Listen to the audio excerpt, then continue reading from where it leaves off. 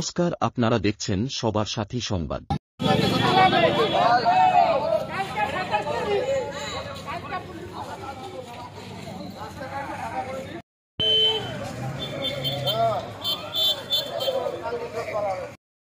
নবান্ন কে দেবে আমরা জানি না, কে দেবে আমরা জানি না, সেটা আপনি চলেন আমিও যাবো, নবান্ন আমরা সবাই যাবো, আপনি যাবেন আমি আপনাকে সামনে কেন বিক্ষোভ অবস্থান করছেন, কি সমস্যা? আমি একজন সাধারণ নাগরিক, আমি একজন সমাজসেবী পেশায়, আমি একজন সিভিল ইঞ্জিনিয়ার। আমি কোনো রকম রাজনৈতিক পার্টির সঙ্গে যুক্ত নই। আইসি বাবুর ধারণা নবান্ন অভিযানে আমি নিজে যাচ্ছি এবং আমার সঙ্গে বহুল ছাত্রছাত্রীকে, ছেলে মেয়েকে আমি নিয়ে যাচ্ছি, কিন্তু আমি আইসি সাহেবকে বারবার জানিয়েছি বাই ফোনে যে আমি ছেলে মেয়েদেরকে নিয়ে যাচ্ছি না, আমি যাব কিনা সেটা আমার সম্পূর্ণ ব্যক্তিগত ব্যাপার। আইসি বাবু এটা শোনার পরেও ক্ষান্ত হননি।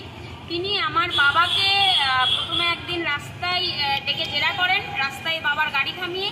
তারপরে কালকে রাত্রে উনি রাত 10টার পরে আমাদের বাড়িতে যান এবং বাবাকে বলেন যে আমি যেন নবান্ন অভিযানে না যাই, যা করার জন্য মালদায় থেকেই করি, আর আমি যদি যাই, যেখানেই যাই, তাহলে আমার সঙ্গে কে কে যাচ্ছে সেই লিস্টে যেন আইসি বাবুকে দিই।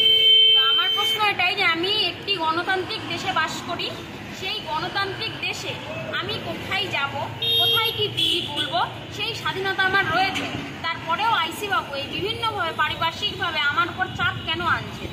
এই প্রতিবাদেই আজ আমরা এখানে জমায়েত হয়েছি। আইসি বাবু যেহেতু আনঅফিসিয়ালি গিয়েছিলেন, তার কাছে কোনো রকম কোনো ডেটা ছিল না।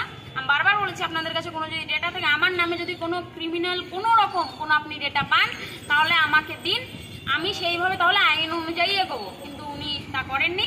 উনি আমার বাড়িতে গিয়ে অনৈতিকভাবে আমার বাড়িতে কালকে জেরা করেছেন। এই প্রতিবাদে আমরা আজ এখানে জমায়েত হয়েছি। আপনার